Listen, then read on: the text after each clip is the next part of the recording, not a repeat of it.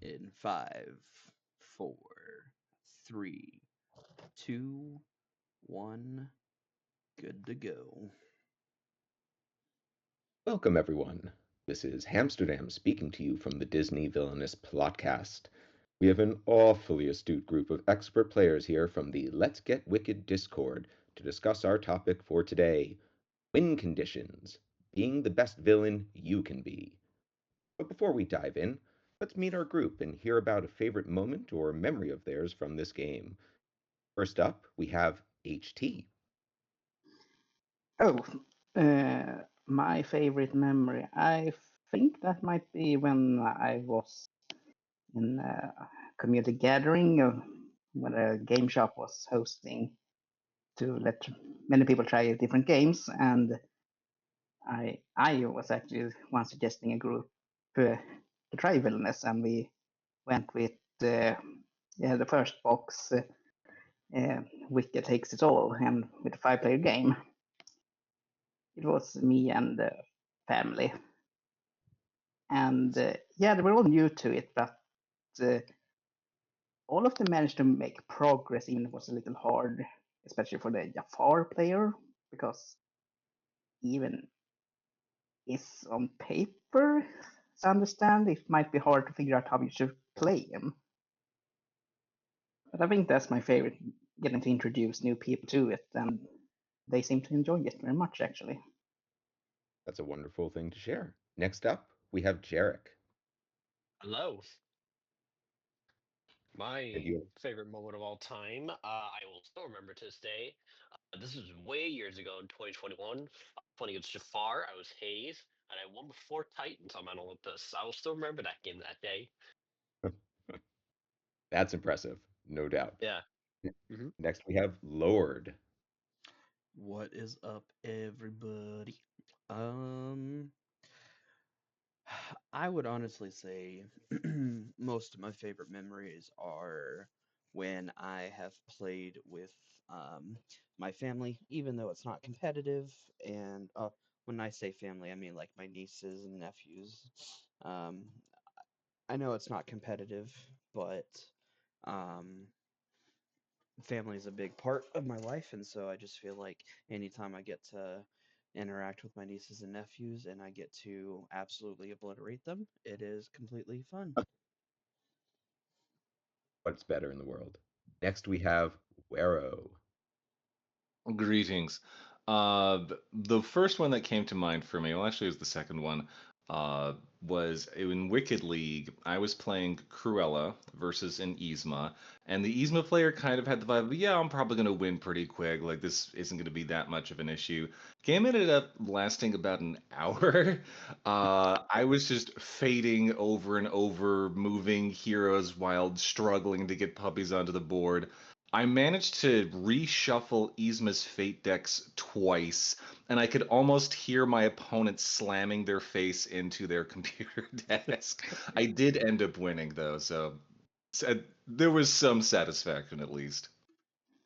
That is certainly a feat. I think everyone can recognize that if you've played Cruella. And finally, joining for his very first plotcast, we have Zlay. Hello. Definitely my favorite memories of this game is when I am teaching it to other people and they finally have that aha moment. They finally figure out their character and they have a real competitive mindset. That's a great way of looking at it. And that's something I'm for sure we are going to return to. For me, I actually have a fairly recent memory. I was playing as the Horn King with HT and Jarek here last week. I had a great starting hand. I had two ancient soldiers and two conditions to play both of them for free against villains who were basically a lock to trigger those conditions early. The very first fate forced me to discard my hand, and when I revealed it, we all just went crazy. It was perfect. It was too good. You really couldn't even be mad. But that actually, to me, poses a question. How did we know it was a great hand? What does that even mean in terms of this game, in terms of Disney Villainous? Well, stick with us, because we're going to find out. So today, we're discussing win conditions for the Disney villains. A win con, as the name might suggest, is essentially what you must do in order to win the game. It is your character's objective. But unlike most games where the primary objective is just to beat your opponent, in Villainous, each character is trying to achieve their own goal first, almost regardless of what their opponent is doing. But we'll for sure come back to that, don't you worry. However, our goal for today will be to help and inform anyone interested in deepening their gameplay on their way to becoming their most successfully evil self. So, with that in mind, we'll open up the first question to the group. How do you approach understanding a villain's win con? Since sometimes even an objective that's simple to grasp can have great complexity in achieving it. I mean, I think firstly, you just have to play the villain a few times. Like that's so. For those who aren't aware, I run the Disney Villainous Wiki, and part of that is writing up little strategy blurbs at the end of the articles on each villain. And I try to make sure I know how to play the villain, and I have a reasonably decent idea of what I'm doing, and not just talking out of my ass before I write up that little blurb. And some of them take a little longer than others. For instance, it took a while before I felt confident enough to write the little blurb for Cruella. And so, but a big part of that is just you got to play the villain. You've got to test out, okay, what if I play this card? Ah, that didn't work. Oh, this card ended up being very useful. And just seeing how all the pieces of the villain play. A lot of the times you can sort of conceptualize that and think about it beforehand, but it doesn't always work in practice. You really need to play the villain. Yeah, Just and on top of that, you should also play against the villain a few times so you know what fates to look out for. So yeah, I game also knowledge and think. familiarity. Go ahead. Go ahead, Slay, please. Uh, I also think you should be playing the villain against lots of different villains, so you have an understanding of tempo, how fast they go, how fast you can go, and how fast you can deal with how not how fast, but how well you can deal with fate pressure in different points of the game. Hmm. All right. There is a lot of just many win cons you need to understand. Like for example, or Jafar, you have to get the lamp over the palace and it has a genie, of course. For example, you got to learn the character first. The step-by-step process as always.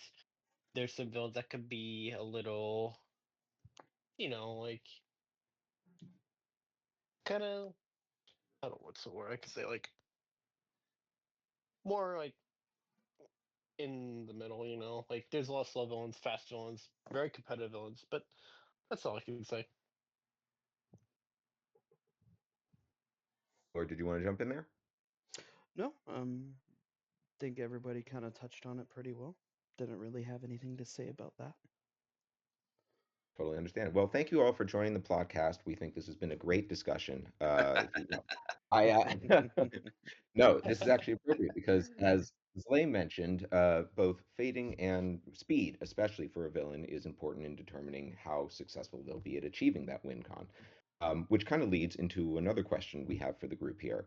What are some of the aspects of the various villains that are important to their win cons? What do you look for in achieving your goal? Is it speed? Is it fate fragility? Yes, it can be all these things, but I'd like each of you to share something that you find most compelling about a villain in determining how you're going to succeed with them.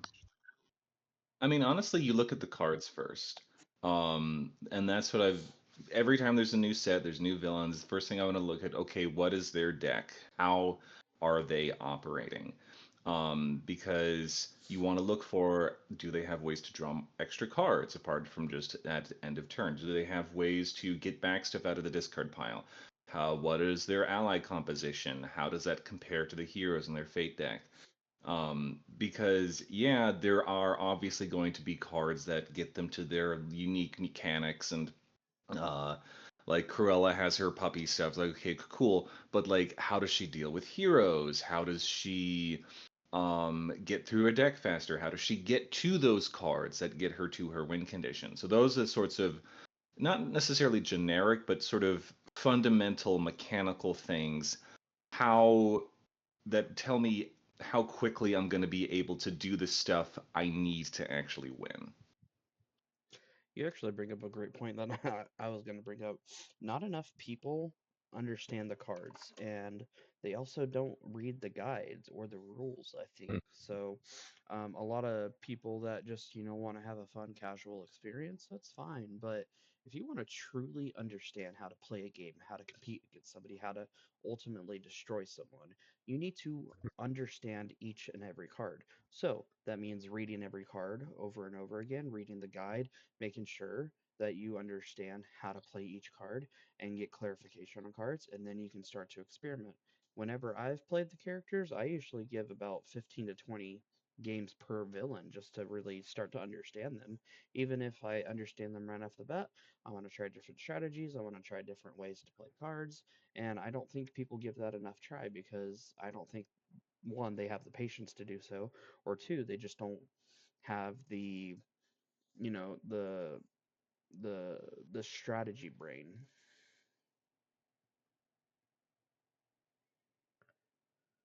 Well, I think that's actually an excellent point he raises there in terms of understanding a villain to its fullest potential. So I'm going to throw this to HT, Jarek, and Zlay to jump in here. Let's take an example like Prince John, who is perhaps seen as having the easiest objective possible to understand. In fact, which is, for those who don't know, simply start your turn with 20 power. I'm talking about the worst takes it all, Prince John, not the newer version of him. Simply start your turn with 20 power. What could be simpler? You don't even need to play any cards from his deck in order to win the game. And yet, there is great complexity in figuring out the best way to achieve that goal, or there can be if you're playing against a competent opponent. So I'd love to hear what you guys think about something that seems so simple on the surface, but can have so much more depth. Yeah, I think a lot of villainous characters, but in particular Prince John, have a lot of push and pull with their objective. So for every card you play, for the most part, it costs power, which takes away from your objective. But it can set up for more power later, like the golden arrow, not golden arrow. Yeah, oh yeah, golden arrow plus like bows and arrows. The sheriff all gain you power. The crown reduces the power you have to spend. Uh, all of those take away power now, but can help you in the long run. And if they don't like help you gain power, they can help you deal with some of those pesky heroes, such as Robin Hood, which will really uh, slow down your game if he does get played. Yeah, I agree. Prince John embodies you gotta spend money to make money. Mhm. Uh, you could go 2 days free and 2 plays every turn until Robin comes out. But yeah, that's boring, and you're probably getting hit in the nuts by a side effect if you try to do that all the time. But Mhm. I think that's the sign of a good villain design if there are many ways to the objective. Maybe not all are good, but they are there. And Jarek, you want to jump in there? Yeah, yeah, yeah. Also, don't forget to mention there's like the warrants as well. Those can give you more Oh power yeah. as well. Mhm. Yeah, yeah. So, like, what do you have like an easy objective and you just understand it? Like, it's like, what are those like pieces of the puzzle to put together? For example, like, read your guide, read all of this. How do you all this? Mm, all this calculations and stuff to your brain. Like, put this aside and think about the card plays, the discards, the what you don't want, what you do want, Like, it's more like a topic of turning around, for your objective. Well, with the warrant specifically, I think that's actually a really good example when we consider the original versus the revised Prince John. So the warrant in the original Prince John is kind of I mean, it's pretty likely Fire Tech is going to come out and kill this thing, but where do I stack them? And it's ends up usually being okay, wherever I put this, they're not going to play heroes there because they don't want to give me power. So I want to put it on a place where I really want that top row action. But then in the revised edition, you know that Robin Hood has to be played to Sherwood Forest. So you might Mhm. double up warrants at Sherwood Mhm. Forest because you know Robin Hood has to eventually come out there. Exactly. And that's one thing that I would say you make a good point too, is with every villain, you also need to know how their fate deck works. Because, King Richard, you won't be able to play effects. Little John takes power away. Robin Hood takes power away. So, uh, it's or even Clever Disguise, you have to pay two to discard that in order to vanquish the villain. So it's like there's a lot of hindrance, and so if I feel like a lot of people become too focused on how much their fate deck can really screw them over versus trying to understand how to work around it. I think going off of that, warrants are really good for on top of the uh, obvious power gain, which is pretty good. They're very good for hero control, just because, as Wero said, you just don't have to. They're probably not going to be playing heroes at those top actions, and knowing that you have those top actions can help you plan ahead. Now, I'm not saying make your plan set in stone a few turns in advance, but it's good to have an idea going forward. And then you also have Sir Hiss. Yeah, he's good, but you have to find him too. But Slay, you also bring up a really good point of planning, of thinking about, okay, what am I doing the next turn and the turn after that?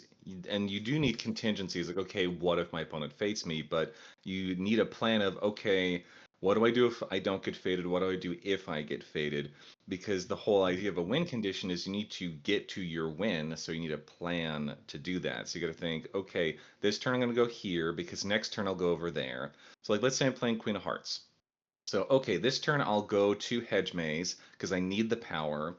Uh, so that next turn I can go to somewhere else without power and actually play this card. I think this actually ties perfectly into another question I wanted to raise here. What you are both talking about is this idea of planning ahead, thinking a few steps down the road, which makes this game distinct from a more perhaps traditional in many ways, but on some level, it is a racing game. You want to finish your objective first. But it isn't a racing game because often racing to complete your objective as fast as possible sends you barreling off a cliff. I can think of almost no better example of this than, well, the undisputed best character in the game, Maleficent. We all agree and accept that. Her objective is pretty straightforward, just like Prince John. Simply start your turn with a curse at each location. And yet, racing to achieve that can often lead you to being set further back than if you think and plan ahead. And so, in that same sphere, I'd love to hear what we think. How would you define lines of play? Why do they matter?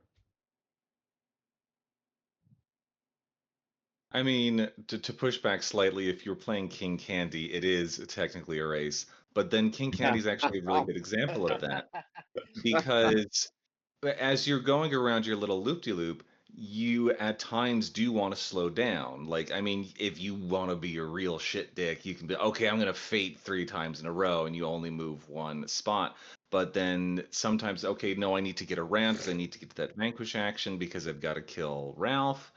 And King Candy requires a lot of planning because you have to be thinking not just what cards you're going to play, you have to be thinking, okay, what locations am I going to hit? Am I going to get slowed down by Fix It Felix, and that's going to restrict what I'm able to do? Um, there is a lot to think about with that particular villain. That's certainly true. HT, whenever you and I play, I often hear you sort of speaking aloud what you're planning to do to me, particularly if you're going to fate me, and debating what I can do in response. So it seems like you intuitively understand the concept of thinking ahead of lines of play. Do you want to speak about that a little bit? Well, I can. I do enjoy villains that do require uh, almost every game needs plan ahead. I guess every Windows, but what comes in mind are especially Mother Gothel, I think, because she needs to plan ahead because Rapunzel will constantly move to Corona, and you need to prepare for that. And she also needs to try to get trust up, and it doesn't always go hand to hand unless you plan ahead. And I think the same with Lady Tremaine, because her fate deck will punish her if you try to race and you don't keep your tools ready for that. So you should plan ahead for that, because unless your opponent completely ignores you, you will get hit sooner or later, and it will set you back. But yeah, some That villains makes are better per, some just has to accept it, and maybe can be fine with because their fate deck doesn't hit so hard. Captain Hook, for example, unless you taunt someone or Tinkerbell discards a strong ally, it's not much you can do to prepare for it. It will happen. You have to play new allies or vanquish. Mhm. Well, that's an interesting point in the sense of line of play. Do you play out all of your allies as soon as possible and ensure that they're all set up to be able to vanquish Pan, or do you focus on finding the map first? And a lot of people will tell you you should be doing both. But this is a question that is at the heart of every single villain in this game. Where do you like to focus your efforts? What is the line of play, essentially saying what is the actions and series of actions you'll take that will take you to victory? And for everyone, I think even someone playing the same villain, even two people playing the same villain, there will be different schools of thought on exactly how to get there. How do we feel about that? I think that is I think accurate because everyone's gonna have their own different like play style or design with every character, especially us that play competitively. It really depends against our villain, like, or our opponent. Like, sometimes when I'm playing against Jarek, sometimes I know I need to fate because he's going to be a threat with Hades, or he's just that good about thinking 3-4 steps ahead. Versus if I'm playing somebody that doesn't play super competitively, I'm like, okay, I can slow down, play a little bit more allies, and then start to ramp up. But Yeah. I mean, even going back to King Candy, technically you can gain like 12 power in like 4 turns, and that can be a big threat because you get paid a race and then out of order, paid a race again. So it's like there's a lot of different strategies, I think. And one thing that I think is undermined, especially in the competitive community, is the amount of planning ahead that you need to do. I'm the type of person that I can remember what you did 6 years ago at 6 p.m. playing this game, right? Like that's the type of brain that I have. And like I'm so ADHD and anxious anytime I play a game, so I'm already thinking like, oh, I have this card, I'm gonna play this 3 turns. Oh shit, they faded me. Now I can't do it. Now I need to do it this turn, blah blah blah. It's just I think each case has its own scenario. Well, also with regards to different people having different ideas on villains, that makes me think of Evil Queen. So I am a big fan of the Magic Tomes because it gets you through your deck so quickly. You find those ingredients, you find the mirror, you find your take-a-bites. But I've talked to a lot of people, or I've seen discussion on like the Discord server that we're all in, how, oh, I don't like magic tomes because, oh, sometimes I have to pick between two ingredients and I have to discard one and then I miss the thing. And well, that's kind of a risk you take.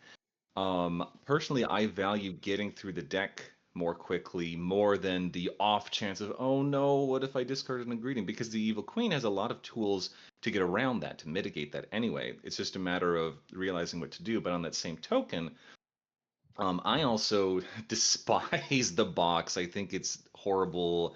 Um, because generally the way I play, I don't usually kill a lot of dwarfs. They end up just on my board, so the box ends up not really doing much for me. But for other players who have a different play style, or maybe they're a bit more aggressive on dealing with the dwarfs, the box can get them a whole lot of power. And with the Evil Queen, power is what she needs because power becomes poison.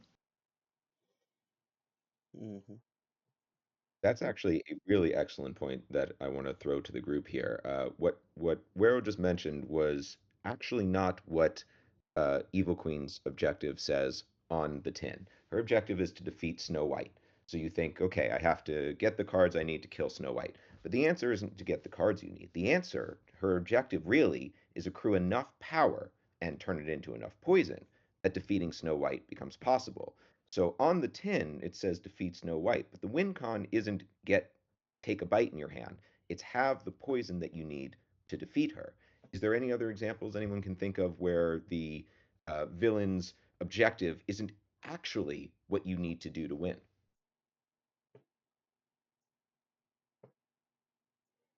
I think with Evil Queen specifically, it it's not hard to get four poison throughout the course of the game. The real trouble is when people start fading and they get all the dwarves and they get the pickaxes to increase her strength to a pretty high level, and it can be hard getting that amount of poison.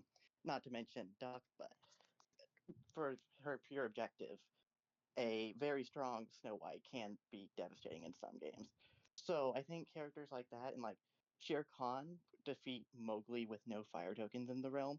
The objective itself is pretty basic, but it's how opponents interact with that objective, which can lead to a lot of the complexities of the game. And then on top of that, very similar from the same box, Dr. Facilier. Uh, Rule New Orleans is his objective, but then you need to read the villain guide. Okay, what does that entail? All right, okay, got this fortune pile, whatever. But once you figure out what you're doing and you sort of understand, all right, I got to do this, all he needs to do is you play the talisman, you play Real New Orleans, you play the cards will tell. That's 7 power, takes 2 or 3 turns, but that's assuming one, you get all those cards immediately, and two, again, like Evil Queen, your opponent isn't doing anything. Because that's where a lot of the villain deck is often devoted to how do I deal with the fate deck I have been given, and how do I deal with a competent opponent who is actually trying to stop me. So with Dr. Facilier, that's my opponent is filling up my fortune pile, my opponent is stealing the talisman, so I have allies to kill heroes to get the talisman back. I have effects and conditions that let me fiddle with my fortune pile. And it is interesting how you look across these villains and you see how much of their villain deck is devoted to technically the thing written where it says objective, and how much of it is part A, stuff to get the cards I need, and part B, stuff to deal with my fate deck. Derek, as a Hades main, you are no stranger to having to deal with the Fate deck and what it can do to you. And Hades' objective, again, on the tin is have 3 Titans at start your turn with Titans at Mount Olympus. But getting Titans out, I feel like, is often not necessarily the hardest part of Hades' game plan. It's getting them there and keeping them there. How do you sort of deal with that situation, which seems easy on the surface, and yet, as anyone who's ever tried him knows, except for maybe Jarek, it's much harder to achieve? So it's so hard to achieve objective because the fate deck's like it paralyzes you literally from like head to toe. For example, like Hercules, early Hercules sucks. Zeus is not that bad of a fake card in my opinion, unless if you can play around and just move him in and just do planets align, for example. And getting Titans though is easy, but it's not that easy because you might get bad hands every time, and you just discard almost everything. Like all your move cards, all of your planets align, your my face, which is stupid, Achilles heel, and your potions, everything. And then I have to keep discarding to try again, and keep Mount Olympus unblocked every time with rage. So there's a lot of huge factors I got, which needs to be learned as always. Or it looked like you Yeah. wanted to jump in there. No, No, I I was guess good. not. Sorry. No, no problem. No problem at all. So that's actually a really interesting thing that Jarek just brought up. He talked about discarding, which we all, I think most of us here, maybe all of us here, agree is one of the unsung heroes of this game, getting through your deck as fast as possible to find the cards you need. Jarek mentioned throwing away certain cards. Most of them might be unnecessary for the turn in question, but some of his movement cards, which the Titans need in order to get to Mount Olympus, that is essentially throwing away a step towards his win con. Why would somebody do that? Well, that comes from understanding what you need to do in the moment in order to achieve victory. Can anyone else share something about what it takes to understand the game well enough that you throw away what you actively need to win because you know long term it's better? As a Shere Khan main, and I know it's only been out for a year, but one of his cards that is so vital is sure to pick up his trail. It's a 5 cost. If Mowgli's in the realm, you can defeat another hero, but if he's not, you can use it to find him.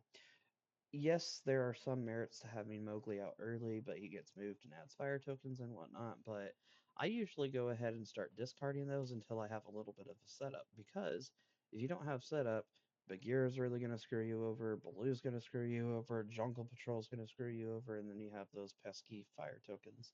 So I think having to discard some cards early are fine, but when you start kind of picking up a roll, or you notice that your opponent is starting to kind of trickle away with it, it's not bad necessarily holding on to be sure to pick up his trail. If you don't need to, or if you just want to have it, that way you don't have to, you know, find it again.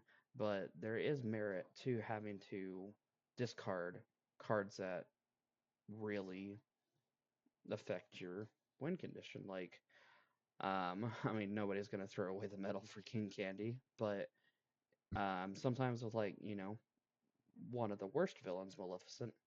Just kidding on that one, by the way. Just kidding. We all knew you were but kidding. but like with Maleficent, sometimes you have to throw away a curse because you need to get other cards, right? And sometimes with Captain Hook, sometimes you need to throw away your cannons, or your Hook's case. That way you can go ahead and start getting more objective, like worthy opponents, reveal your fate deck. So it's really an interesting give and take in that aspect. I think the There's one prime more thing. example of this for me is, oh, sorry, Jarek. Yeah, there's one more thing I want to say. I think when I was playing as King Candy once, I think I remember having the medal in my hands turn one. I had no allies in my hands. So I was like, I can't discard or play that, because I had no setup. Wasn't that our game when you had the medal at the Yes, first that's turn and you right. went we were all deck? Yeah, that's right. Yeah. Yeah, Where so you were saying? yeah, the Okay. prime example of this for me is Lady Tremaine, because she has a lot of different cards she has to play, but she has to play them in a specific order. So a lot of the times you'll start off with the ball gown versions of the stepsisters and like, you gotta get rid of them because you need the baby versions first. And so you just going through the deck as fast as you can, which Lady Tremaine can go through her deck quite fast. Because you need to find the non-ball gown versions, play those, and then you got to get the ball gown version. So usually, if you see a ball gown daughter in your hand, you know, okay, I'll be working with the other one because I have to discard this. I think a lot of this game is risk assessment, uh, and discarding some key cards can be risky, and sometimes it won't work out for you. But you really have to play the odds, and you start learning the odds just by practicing knowing your character, knowing your opponent's character, knowing the matchup and how uh, you interact with one another. And so, yeah, it's just really important to have the game knowledge to understand this might not pay off, but odds say that it will. Yeah, I agree. A card that I have a hard time discarding, even if I should, as Mother Gothel's Revenge card, because it's a trust generator and it helps me get clear her realm. But if I never get the opportunity to use it, it sits there dead. And if I need it later, it just feels awful. And then I find sometimes, sorry, I find that sometimes I've seen this quite a lot actually, where people will kind of like hoard a condition or two and keep those consistently in their hand and then only play like one or two cards that they're given because they know that as soon as that third item comes out for vanity, they can play it. As soon as they have six power for trickery or greed, they can play it. So I feel like that's also a strategy that some people would do, especially when they're starting to get when their opponent's starting to ramp up their progress. I This is think something The that conditions are interesting. please. I think conditions are a very interesting shout out to this. I very There are very few conditions where I think it is the right call to hold on to them. Like greed, I always think it's good to hold on to that.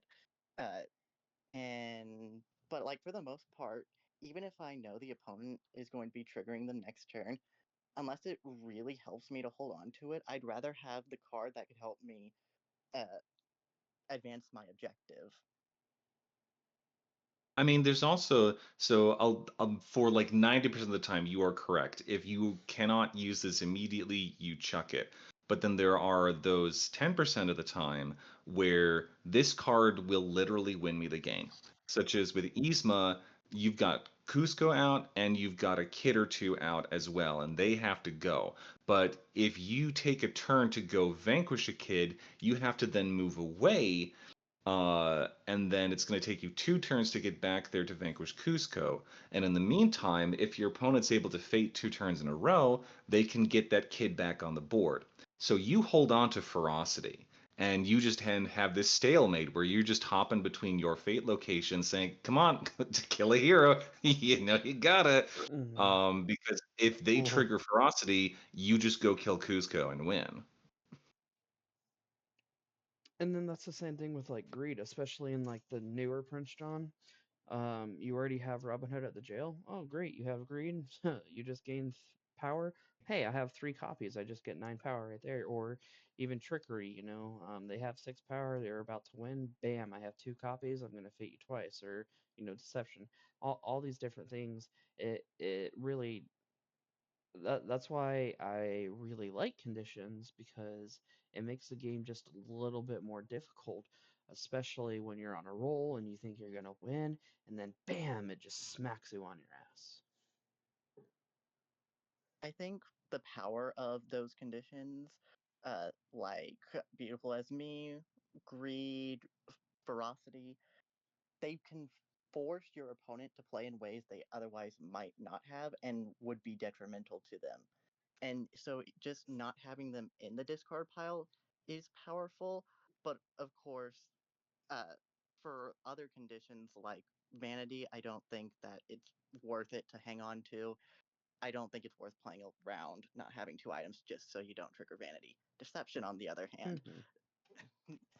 you might want to know to not have two items in your realm at one time. Hmm. That's why I like Evil Queen versus Shere Khan because Vanity has three items and Shere Khan only has two. So, haha. Vanity is 2 items. Is it? Oh, well, Yep. there's. I never mind. I'm an idiot then. Yeah, there's Yeah. no condition that requires three items. Sure. But Uh, that does bring up an interesting point. If someone gets faded, um, what I was actually having a really intense discussion the other day with somebody about this. Um, let you get faded and you're playing Syndrome and you get Trickery, right? And your top card becomes that's totally wicked, and then you're about to God. win, it just absolutely resets you, or you get teamwork, right? So now you can predict like essentially the next three fates. There are certain villains that those conditions will absolutely be a detriment. That seems like a terrible matchup Oh in a God. lot of ways. I want to throw it quickly back to something that HT said in the beginning about his favorite memory was playing with his family early and watching the Jafar player sort of figure out how to play Jafar. Since we've been talking about conditions as well, and everyone who's played competitively or played the game long enough knows about deception. But in terms of holding these cards in your hand, if you were to hold deception in your hand and you were to start the game early with the magic lamp, HT, for you, would you be keeping those early, or would it entirely depend on who you're playing against? It would entirely depends. Didn't we have a match when I had the magic lamp and at least one copy deception, and I threw the whole hand? It was the first turn. You kept the full hand, or you threw it away? I threw it away because I know I can get the magic lamp back when I need it, thanks to Gasim. And that comes from experience with knowing all the cards in your deck, knowing how they interact. I think another classic trap is holding the Robot Queen as Radigan in your opening hand. That's a 3 card hand you'll be playing with for any number of turns. I know I've been guilty of Okay, doing it. but the difference there is that Jafar can get back the lamp by his villain deck by things he does. Whereas Radigan can only get back the Robot Queen through a condition. So if I'm playing against Radigan, I see Radigan has discarded the Robot Queen. I am going to try to avoid my gain 3 power location for as long as possible. That is I, so true. I do as well. That's a very interesting point, though. In some ways, by discarding the Robot Queen, your opponent has forced you to play in a way that you might otherwise be uncomfortable with. Now, I know your competency with the game is high enough that you'll work around it, but how many people would be as comfortable trying to play around what is, I think, initially for a lot of newcomers, the most enticing action, gain 3 power? It's so much. You can do so much. Well, you can spend it on any number of cards. How much do you affect your own gameplay in order to limit the other person's? If I'm not having a good go about it, I'm just gonna try to screw with the opponent as much as I can and try to progress. Because there are some times where you have every single top location covered and you're just not getting anywhere, or you have fire tokens covering shit and you just can't get anywhere. You're like, okay, let's kind of screw with them a little bit. Like, I'm not gonna lie, sometimes that happens quite a bit. I think one thing is that the objective of the game is to win the game, not stop your opponent from having fun or just preventing them from playing the game. You still have to win the game and make progress yourself. On that topic, let's talk about the elephant and rhino and walrus in the room. Uh, Madam Mim. So she's kind of the terror in a lot of people's minds because with those 2 bottom row fates, she can just fate you every turn.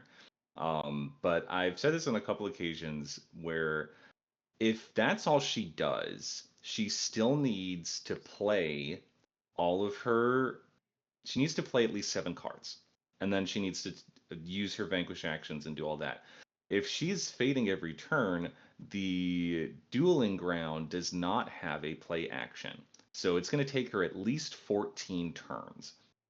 So I've expressed this challenge a few times. I don't know how many people have actually like taken it seriously or taken me up on it. Can you win as a villain within 14 turns, being faded every turn? And if the answer is yes, then that villain can absolutely win against Madame Mim. I think Are we the speaking how likely it is, go ahead. or just possible? I think he's Are we looking for the asking. possibility, or are we just looking for how likely is that to happen? I mean, I think it's how how you interpret it. can you is your villain quick enough to win within that time frame? Because with Madame Mim, yeah, sure, she can be an asshole and fate you every turn, but then she's slowing down her own game. Because she has to play at least 7 cards. And if you fade her a couple times, you get Merlin or you get Bird Arthur, and now you're making it so, okay, now you have to play more than 7 cards. I think there is a good possibility for the Evil Queen to manage to do that, because with the good hand, she can throw out like 3 ingredients on turn 1, and depending if she needs a mirror or Mim is forced to face play Snow White, it could probably end before 14 turns. I think the thing about that is with Mem, the strength is being able to fate any turn instead of every turn. But just answering Waro's question, I think that a villain would be good against Mim with high fate resilience, where their fate deck doesn't do much against them, and high speed, where they can achieve their objective quickly while not fading a whole lot because you can't really have all three. And Mim's fate deck doesn't do a whole lot, especially if you get Germ Merlin or Merlin your first fate when she has no setup. Eric, did you want to jump in there?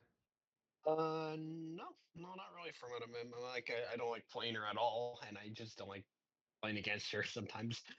That's all I want to say. No, I So, understand. Well, I mean, it sounds like the question behind the question there isn't really whether or not you can actually do this in 14 turns. It's understanding what you need to do almost regardless of what your opponent does. And yet, Villainous is a game with opponents. You are not playing solitaire, despite how some people may treat it. Uh, for a general question to the group, how much time do you spend thinking about your opponent's board as it's directly happening versus how much you spend on your own board? Is it a balance of both? Does it depend on the situation? Does it depend on the villain? I think your question, thinking about my opponent's board as it's directly happening, is the wrong way to look at it. It should be my opponent's board as it is about to happen, which you learn through just practice and learning tempo. Because for a lot of villains, if they make massive amounts of progress, like Hades gets all three Titans to Mount Olympus before you fade, it's usually too late. Yes, there's a small chance, but for the most part, it's really too late for you to do anything if you haven't been fading. See, that's such a quandary in my opinion because I'm all for the ideology of each game is different. Each game has a completely different tone. Because like you could be absolutely focusing on your board, not really focusing on the opponent, and then you win or they win, you know, versus if you're completely focusing on their board and you already kind of have a system going and you know what's going to go happen, you can start thinking ahead on how to, slow your opponent down or try to, stop them completely. Or you can kind of have like the give and take of like, okay, I'm going to focus on mine, but I'm going to keep this in the back of my head for my opponent and vice versa. So I think for me, I'm always like I'm always thinking about each game as its own separate entity versus, I focus more on myself. I focus more on my opponent. So, that just goes to show how everyone really does have a different play style because I mean, there have been some times where I'm so completely focused on mine that I don't really pay attention to the other person, and then they win. And then it's happened the other which way around. So I kind of think I think that's a difficult question to really answer, but also it is sort of an interesting quandary that everyone can probably have a different opinion on. But on that topic of each game kind of being its unique thing, Villainous, you have to be at least passingly familiar with every other villain in the game Mm-hmm. because you're going to potentially have a matchup with any other villain in the game. With Treacherous Tides, we're going to have 26, four of which have a variation, so potentially up to 30 different villain and fate decks that you need to be aware of, at least on a basic level, how they play. But if you want to be like at the top ranks of competitive play, you need to know every single card in both decks. You need to know how many copies there are, and you need to have a sort of ranking in your head of how effective is that going to be, how close are they, because honestly, I am paying more attention to my opponent's board because if I'm playing a villain, I know what I'm doing, hopefully. And so I'll generally have like even just on the back burner, back of my brain, I'm not even actively thinking about it too hard of, okay, this is what I need to do this turn, next turn, next turn. I am much more interested in how far away is my opponent? When do I need to fate? What is the likelihood of this specific fate coming up? How do I stop them? And so I am very much paying attention to what they are doing.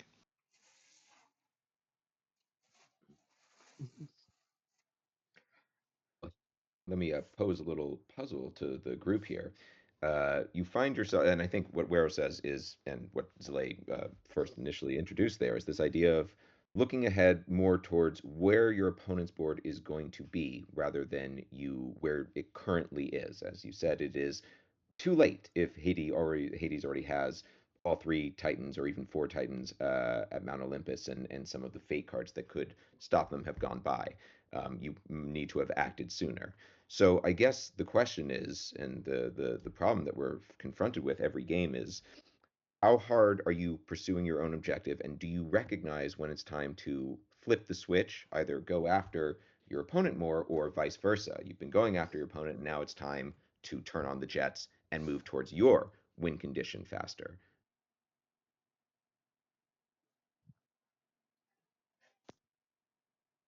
Yeah, that's a skill you need, and for some villains, it's easier to see when you can speed ahead, and sometimes it's maybe not so clear.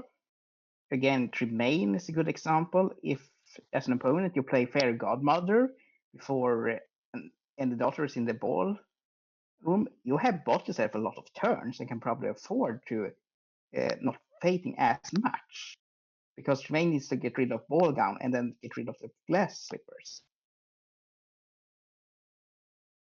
So you've But bought you also yourself some need time. to, yeah, so you're supposed to say quite a lot of times usually. And then you need to recognize, all right, how fast can she get rid of the shoes and then be back at where it was? Because just two copies of another chance, and if she has a cane out, they're gone, and you're back to where you were probably. I think one thing that influences my decisions is what they could possibly have in their hand. So, taking Lady Tremaine as an example, let's say we get a very early fairy godmother and ball gown Cinderella. That's really good. I can probably slow down a little, but then eventually they're going to go away. And let's say I still haven't completed my objective. I will always plan for a there's still a chance, which I think is one of the biggest pitfalls new players come across is start of turn versus instant objectives. I think you always need to plan that instant objectives, they always have what they need in their hands, which just Uh, comes down to game knowledge and seeing their discard.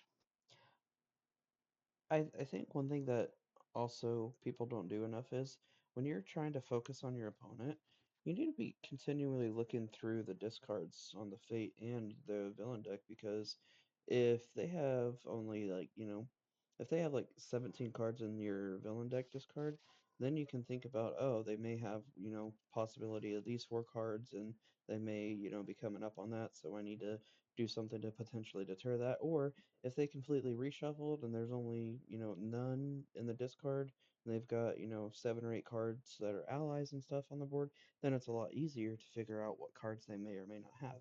So I think that's one thing that is quite understated is trying to figure out, okay, they may have this, they may not have this. And then same thing with the fate discard pile.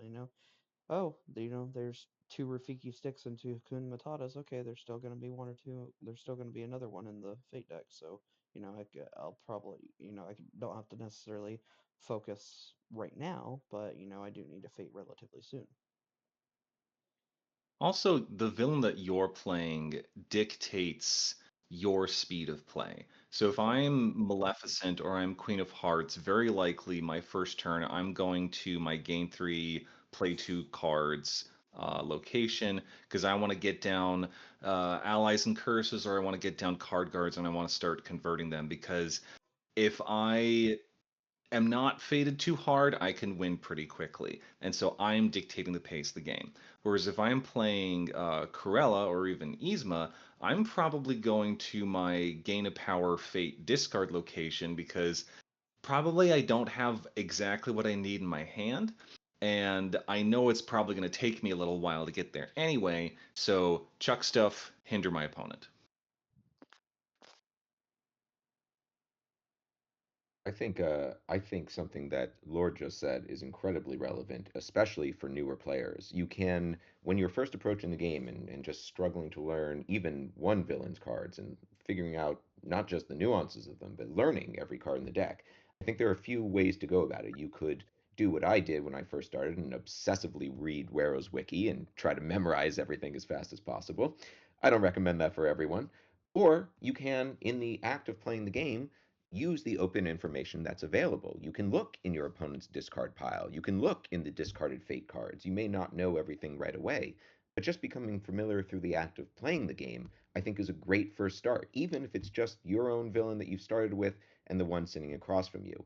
We do have a few, with that in mind, we do have a few particular people, as they've said, who main certain villains. But for the rest of you who have not specified a preference, do you prefer maining one villain that you haven't shared yet, or do you like to keep a roster of them available?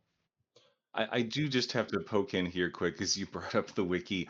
I have played several times happen where I've introduced new players to the game in person, and I've told them that I happen to also run the wiki, and they will pull up the wiki on their phone to check how many of what card are in the deck, and they'll be just playing like that. Not gonna lie, sometimes I'll just have it up on my browser just in case I forget or like I'm tired and I'm not really paying attention. I'll be like, I don't want to use my brain. How many copies are there again? And But to shameless plug, the wiki and the Discord are both invaluable tools. The Let's Get Wicked Discord and the Villainous Wiki are invaluable tools for anyone looking to deepen their gameplay. 100%. Mhm. But something about your maining, not gonna lie, there might be a certain upcoming villain that could be a main as well. But I think one thing to note on me when I say I main a character, it doesn't mean I just strictly play those character Mhm. villains all the time. Like, sure, I have my top 3 or 5 favorite that I really like to play, but I technically more or less kind of play against who my opponent is going to play. Like if Jarek's playing freaking King Candy or Hades, shoot, I'm just going to pull out Syndrome or Lotso so I can fade the hell out of him, right? Or if I'm playing, um, Captain Hook, I don't necessarily need to play a villain to fate all the time, but I need to at least have something consistently to fate whenever Peter Pan comes out. So I I think it's more or less I have main characters that I like to play, but I more or less play to who I am playing against. But you sound a little like a counter picker.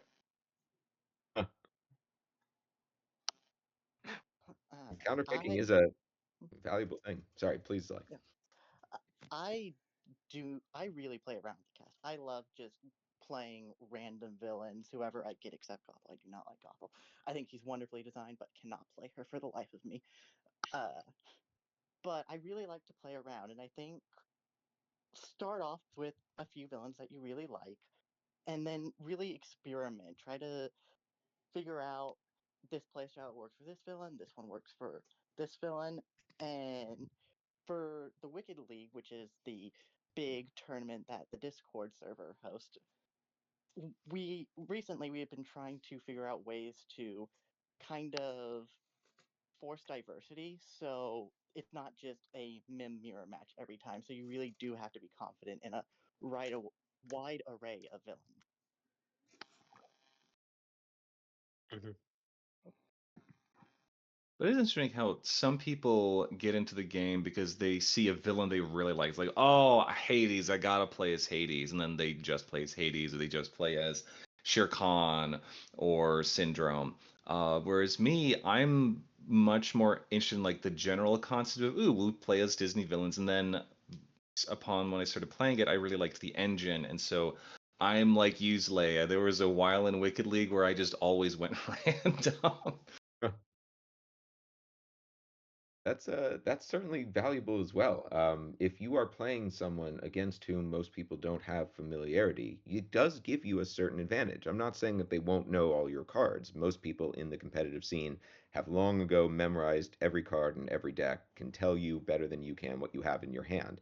And yet, there are some who understanding their win con, understanding that Gaston's win con isn't just to remove objectives. It's about assembling the cards he needs to do it in the right time frame. Can make Gaston, while still by a wide stretch, not the most powerful villain in the game, but certainly one that I've had some success in more competitive yet still casual matches. Someone who people know what he's trying to do, but don't maybe fully understand the ways to get there. And there is a lot of value in understanding a villain inside and out, but there's also a lot of value in experimenting, as Lay said, playing around and trying new people. I think where it brings up a great point about, oh, I'm such a massive fan of Wreck-It Ralph, so I'm only going to play King Candy. I find that's actually becoming a little bit more of a thing with people that just start coming into the Discord. Oh, I found it because, I specifically love this villain, and then they play somebody else. They're like, okay, sorry, I've never played them before. I need to do that.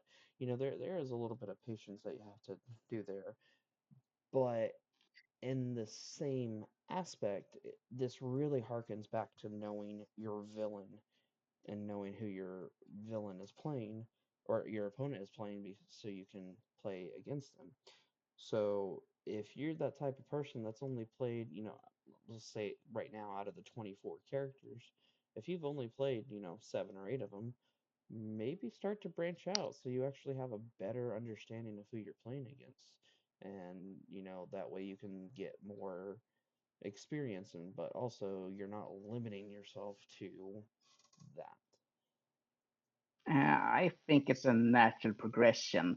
When someone discovers villainous, they're going to get drawn to their favorite villain, and probably the first one, unless they're really doing research about everyone's objective, they're going to try to play their favorite first.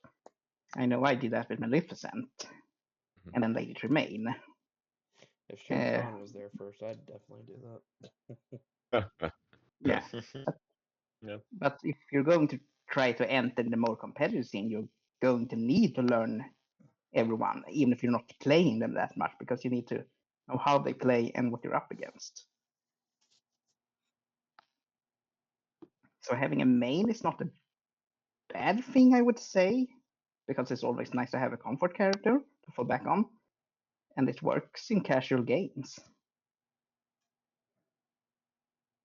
This is also, of course, we often, when we speak about the competitive scene, we tend to strictly limit it to a 1v1 sort of setting. And yet, there's certainly a lot of villains whose value or strengths go up in a multiplayer setting where, because their scene is weak and because there are other people that you may need to focus on, it gives you an opportunity to really explore what that villain can do with less repercussions than you might otherwise experience strictly against a single opponent whose only job it is to beat you.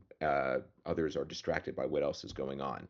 Do we find that there's value in learning a villain in the multiplayer scene, even if you want to get into the competitive side of 1v1? I I think definitely think more practice is always good. yes. Uh, but you do have to take a step back and sometimes realize, oh, I didn't get faded like 5 turns in a row because I'm playing Hades. Uh, but that probably won't happen in a 1v1 setting. Even if they are focusing on their own objective, they'll usually hit a fate spot once. And so you just kind of have to understand that there are some differences. Table talk is the best thing you can do in multiplayer games, but in 1v1 settings, you really do have to know your villain in that very specific setting. I think the good thing about multiplayer is that it's sandboxy in a way that's kind of a step up from just solo goldfishing. Because you are still going to get faded. It's just not as much. So it's really good if you're like, okay, I'm brand new to this character. I've never played as, let's say, well, Davy Jones or Tamatoa before. I have no idea what's going to happen. So let's just test things out in a setting where I get a couple fates, so I still get some idea of what that's going to be like, but I'm mostly figuring out what is the villain deck engine, and I'm just focusing on that. Said. I'd like to pose another interesting question to the group here. Let's say you find yourself in a position having just been fated that feels unwinnable. It could be something like Shere Khan having too many fire tokens on the board, or Lady Tremaine with the fairy godmother out, or Jock discarding the wedding bells, having to reshuffle and find your deck. When you find yourself in a losing position, how do you find yourself getting back into the game? Is it just responding with a lot of fates in a row, or is it about now I've my best optimal line of play has been taken away? Where do I begin to try to rebuild my game? And I'd love to hear how anyone responds to that.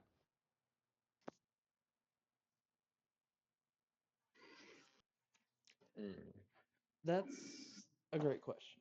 Um, in my opinion, if you are in the position where you feel like you cannot win, you are stuck because Bell came out or whatever other examples were brought up, I feel like that's where you really need to hone in on your ability to know your cards.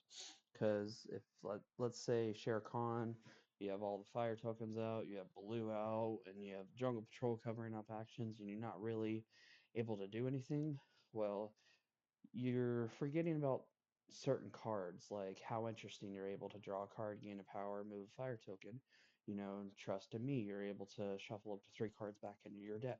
So bravo, bravo. You're able to work around it. So even though you feel like you're necessarily beaten already, you really need to know your deck because sometimes you just need to discard 3 turns in a row to get a certain card or a certain hand. Same thing with like Prince John that we were harkening back to. You have all these heroes out and you're just not gaining any power. Prince John is taking that essential power away. Okay, well, go ahead and focus on that one card so then it's easier to get rid of the other cards. So it that's just my opinion, and you may or may not agree, but that's just where you really have to know your cards. You have to know your how are you going to get around it instead of having that ideology of like, oh shit, I'm beat, I can't really do anything, so I'm just gonna kind of whittle away while my opponent wins and we can play another game. You you really have to get that thought process out of your head of like, oh, I'm beat, just go on to the next game. You like if every game was life and death, I'm the person that's just going to keep going and going and going until I can't anymore or they've won. What's interesting is the psychological effect that can have, and it's more pronounced in a more than two-player game, but it's still there in 1v1, where you get hit with a fate nuke. Let's say the example of Lid Tremaine got hit with Fairy Godmother. Here comes Ballgown Cinderella. Everything is covered. What do I do? Because you might be tempted to think, I can't win now. I am too far behind. They're just going to win. But then on the other side, the opponent's thinking, ha ha ha, I've done the master fate. I don't need to fate again. I can just do my win condition. And they may stop fating you. It's in a multiplayer game, especially, they will focus on other people because eventually they are going to go to a location with a fate action. They may as well. But in a 1v1, you can almost weaponize empathy where your opponent might feel bad that, oh, they've been faded enough, I'll just work on my win condition. It doesn't work on everyone because every so often you get certain players, I'm not going to name names, who will just keep fading anyway. But a lot of people will be like, I'll focus on my win condition, that's the fairer thing to do.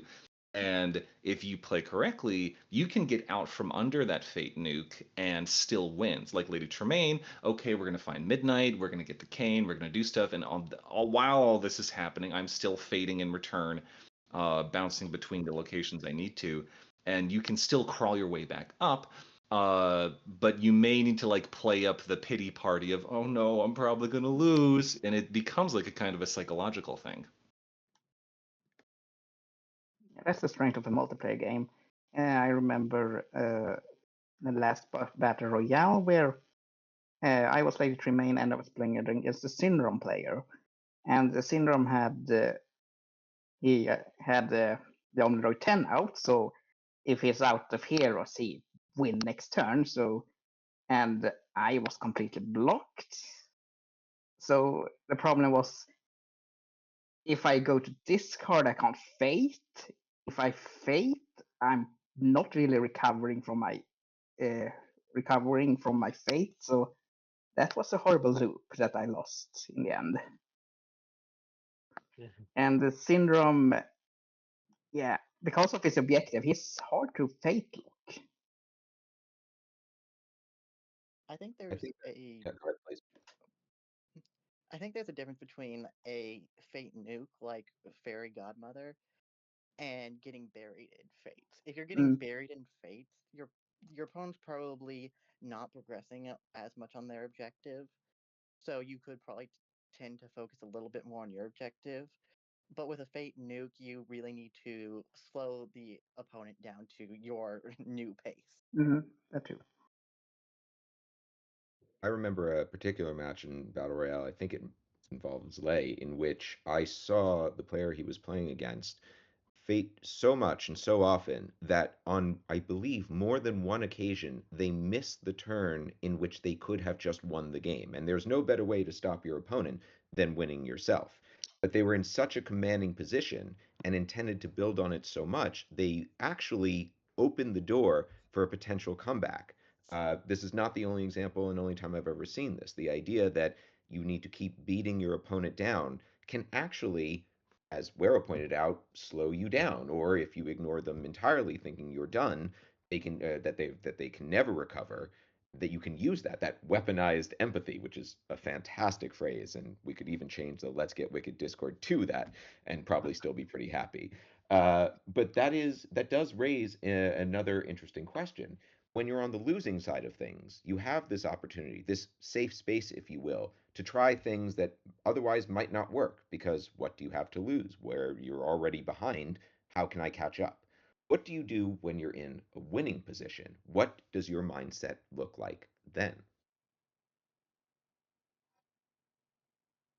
Risk assessment.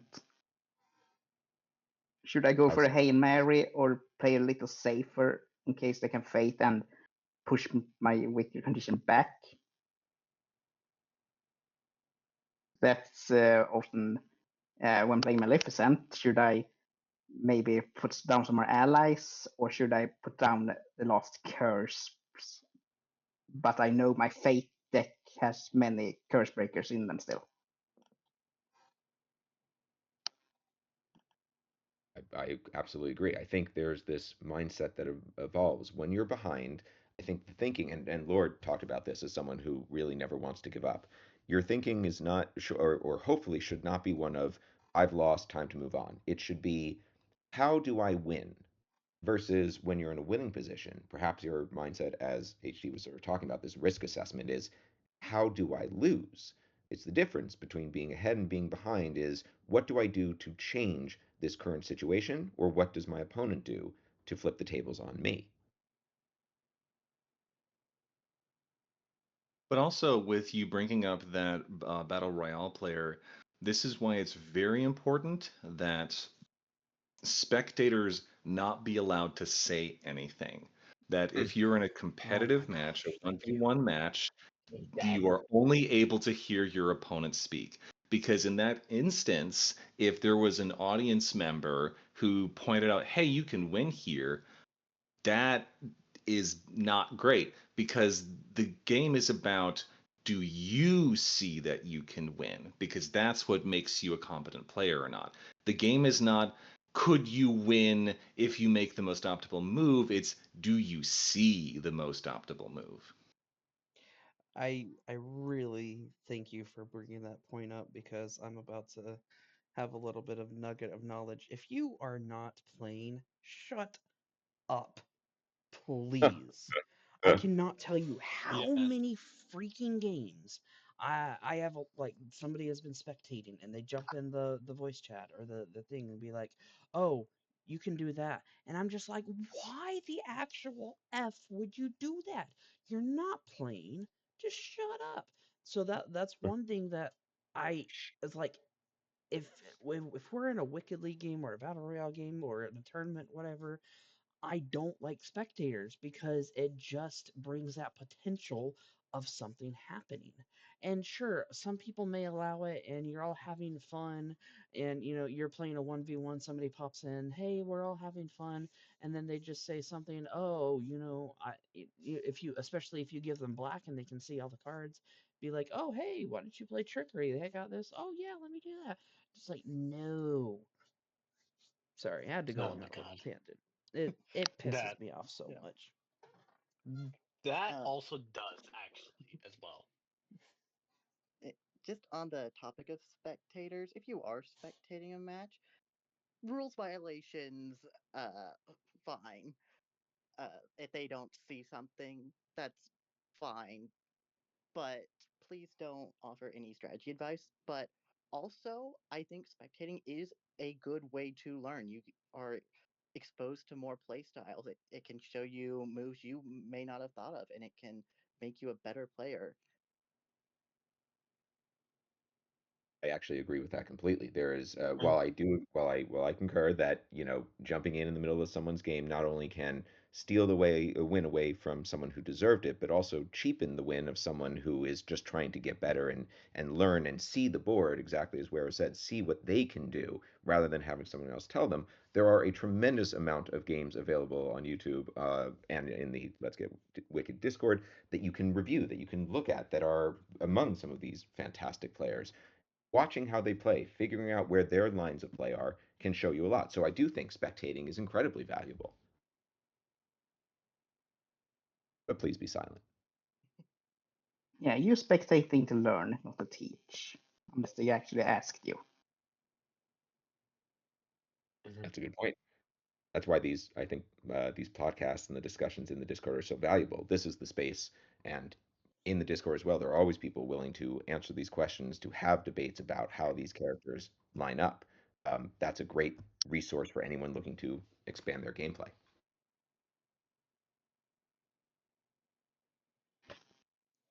So I have one other quick question for the group here, in terms of how you approach, again, being in a losing position.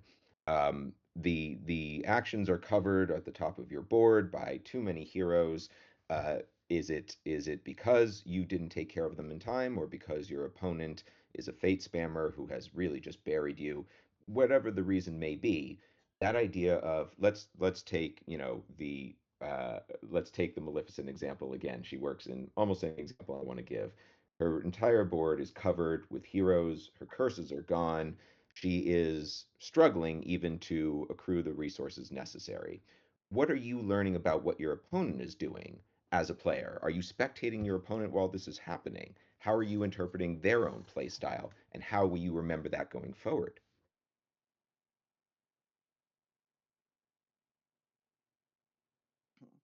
I think, I, uh, as stated before, it really is about risk assessment. So if you uh, are in that position, like if all of your curses are gone, you should be figuring out why did that happen, as you were saying, and what can I do differently, or was, no pun intended, fate just not on my side? Uh, Uh, and sometimes there will be games where Captain Hook has a top map top pan, and I don't think you did anything wrong. They just got lucky. And if you did do something wrong, was it because you actually did it wrong or just got unlucky? think that's a great point. How often, and going off of that, how often do each of you find yourselves thinking about a game afterwards in terms of mistakes made or decisions that could have gone differently? Do you do that sort of post-game analysis, at least with yourself, if not with anyone else? I find it Mm. easy. I find it easier, especially on competitive scene, to talk about the game before you go into a next one, just because you're like, oh, you could have won this turn, blah blah blah blah, or you're thinking about this. Why did you do that? I think it's easier there. Like for me personally, I'm always going to be thinking about it, even if I'm a one and done game, right? I'm still going to think about it, and that's just the type of person and the type of like agitated brain that I have is like sometimes if I really have a game that I was really involved in or really got me annoyed, sometimes I'll think about it for like a week or two, right? And then I'll finally talk to somebody about it. I'm just like, okay, I got that off my chest. And, it'll still percolate in my mind, but I'm just the type of person like I will always remember matches and I'll always think about them because that goes into my ADHD side where it comes back in handy because like sometimes I can remember a game from 4 months ago that it's playing out the exact same way. Hey, I know exactly what to do, and then I have won that way a lot easier, right? So I think it's just personally for me, I generally tend to think about it all the time. For me, if I can clearly point to a mistake I made as being why I lost the game, that I remember. There was a game I played as Captain Hook versus Ratigan, and I don't really play Captain Hook very often. It's mostly just when it comes up in random. I'm not the biggest fan. Yeah. But Right. I had I would been struggling to get out Pan. There was two fate cards left in the deck or something like that. It was really low, and Radigan had just stopped fading me. Had was going to Buckingham Palace and was not fading me because he didn't want to pull out Pan. If Pan had come out, I would have just probably immediately won. And at one point, Radigan killed the Mouse Queen and then was about to go hit up Basil next turn or whatever was happening. And it didn't dawn on me until the game was over that if I had played Obsession when he killed the Mouse Queen, it would have pulled out Peter. And I had just fully, completely forgotten that Obsession did that. And I'm not going to forget it now. Yeah, No, I that's go ahead, HT, please. yeah, I'm more likely to remember games I lost because I'm a bit of a sore loser, especially in the comp scene. But that's probably. But I do remember games where I won if it was due to some unorthodox strategy because I want to remember it to next time. So that's usually the criteria. I will remember the losing one because I want to know why did I lose, and the great ones because can I do it again maybe? I think in the Mm. competitive scene, especially, sometimes you don't lose because you made a mistake. Your opponent just played so much better. And you Mhm. do, at that point, just have to learn from what they did, adapt that into your own strategy, even though you didn't do anything wrong per se. Eric, did you Hmm. have anything you wanted to say there about Yeah. For post-game me, analysis?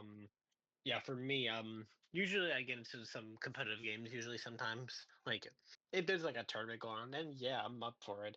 But I highly make mistakes sometimes, which can backfire, obviously. And there is many like my throat there.